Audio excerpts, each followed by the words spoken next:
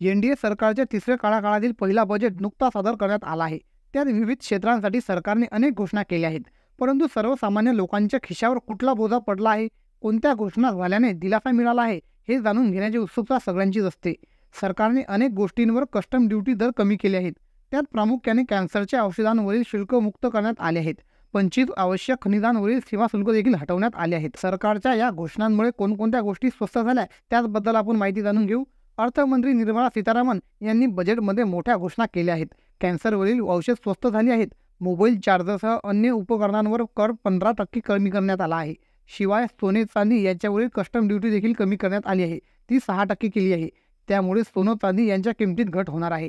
त्याशिवाय सरकारने तांब्याच्या वस्तू आणि फुटवेअरवरील कस्टम ड्युटीत घट केली आहे।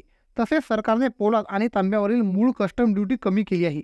1 कोटी युवकांना दर महिन्याला 5,000 रुपये भत्ता। देशातील टॉप कंपन्यांमध्ये युवकांना प्रशिक्षण दिले जाईल, ज्यातून दर महिना युवकांना 5,000 रुपये मासिक भत्ता दिला जाणार आहे। हा मासिक भत्ता पंतप्रधान इंटर्नशिप योजनेअंतर्गत 12 महिन्यापर्यंत असेल।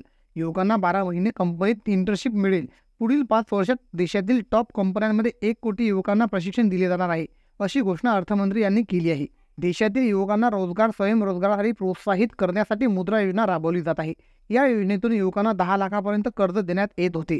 आता यात वाढ करून 20 लाखापर्यंत कर्ज दिले जाणार आहे। हे कर्ज सहज आणि अल्प व्याज दरात मिळते। जर वेळेआधी कर्जाची परतफेड केली तर कर्जावरील व्याजदरही माफ केले जाते। ज्या लोकांनी त्यांचं जुनं कर्ज फेडलं आहे अशांना आता दुप्पट कर्ज उपलब्ध करून दिले जाणार आहे। तुम्हाला याबद्दल काय वाटतं हे कमेंटमध्ये नक्की सांगा। तुम्हाला जर व्हिडिओ आवडला असेल तर लाईक करा आणि चॅनलमध्ये नवीन असाल तर सबस्क्राईब करायला विसरू नका।